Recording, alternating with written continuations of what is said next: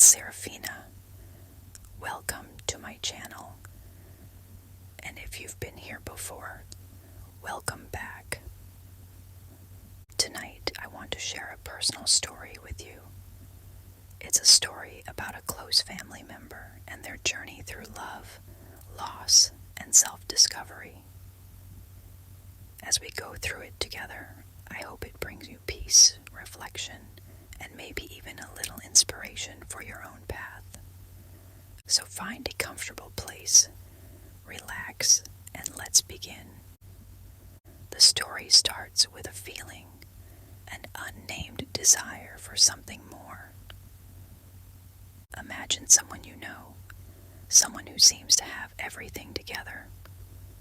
That was my Aunt Lydia. To everyone else, she was confident, booming, and always in control. She had a beautiful home, a passionate career, and a long-term relationship that seemed perfect from the outside. But beneath the surface, Lydia was quietly struggling with a feeling of restlessness, a sense that something was missing, something she couldn't quite name. She loved her life, but she felt like she was just moving through the motions, like there was a part of herself that she hadn't fully explored. She would often come to visit me in the afternoons after work, and we would sit together by the window in my small sunlit apartment. The air would be warm, the sound of the city just a soft murmur in the background, and we would talk about her work, her relationships, her dreams. But every time I could hear the faintest undercurrent of longing in her voice, a desire for something deeper, something more. One day, everything changed. Lydia came over, looking different, tired, a little distant. She sat down heavily in the chair by the window, the light from the late afternoon sun casting long shadows across her face. After a long silence, she told me that her relationship, the one she had invested so much in, had ended. I could see the pain in her eyes, the confusion. She had loved deeply, but she had lost sight of herself somewhere along the way. She had given so much to her partner, to her work, to everyone else, that she hadn't left enough for herself. And now, with her relationship over, she felt unmoored, unsure of who she was without it. It was in that quiet moment that Lydia began her journey of self-discovery. She realized that the restlessness she had felt for so long wasn't just about her relationship. It was about something deeper within her. She had spent so much time trying to live up to everyone else's expectations that she hadn't taken the time to figure out what she truly wanted for herself. The weeks and months that followed were filled with introspection. Lydia began spending more time alone, reflecting, journaling, taking long walks through the city. She started to rediscover the things she had loved before her relationship, before life had become so busy. She started painting again, something she hadn't done in years, losing herself in the colors and textures, letting her emotions flow onto the canvas. I remember one particular afternoon, she called me excitedly to come over and see her latest piece.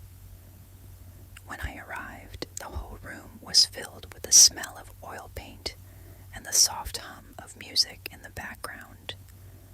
The painting was beautiful, abstract and full of movement, with deep, rich colors that seemed to pulse with energy.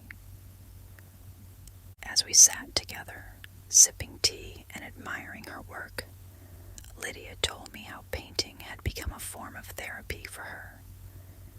It was through her art that she was beginning to process the pain of her breakup, to confront the parts of herself she had kept hidden for so long.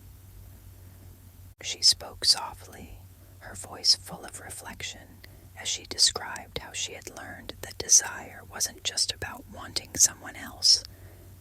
It was about wanting more for herself, more passion, more meaning, more connection with who she truly was. As the seasons changed, so did Lydia. She began to find joy in the simple things, spending quiet mornings reading by the window, taking weekend trips to the countryside to immerse herself in nature, reconnecting with old friends who had drifted away over the years.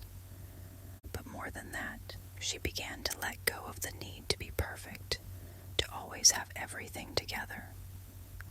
She embraced the messiness of life, the highs and lows, the uncertainties, the mistakes. She learned to forgive herself for not being everything to everyone, and instead focused on being enough for herself.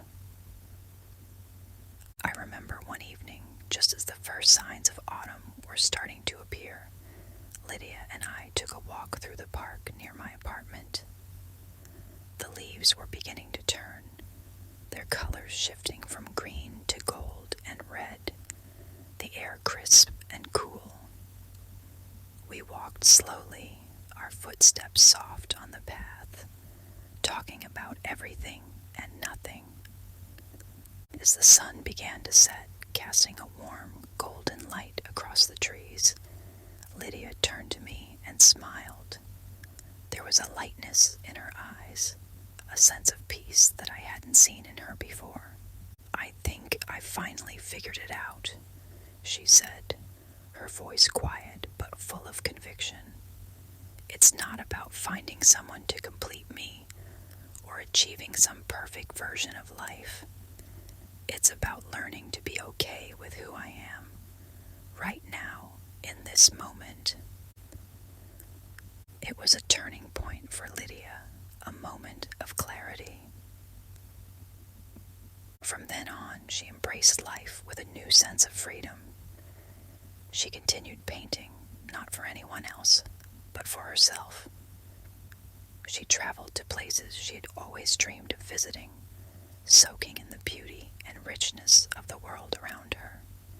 She built a life that felt true to who she was, not based on anyone else's expectations, but on her own desires and passions. Her story reminds me so much of the themes in Opus Pastorum: the complexity of desire, the need to confront ourselves, the beauty of self-discovery. It's not always an easy journey, and it's certainly not always a linear one. But it's through these moments of reflection and change that we begin to truly understand ourselves, to find peace with who we are. Take a deep breath in and let it out.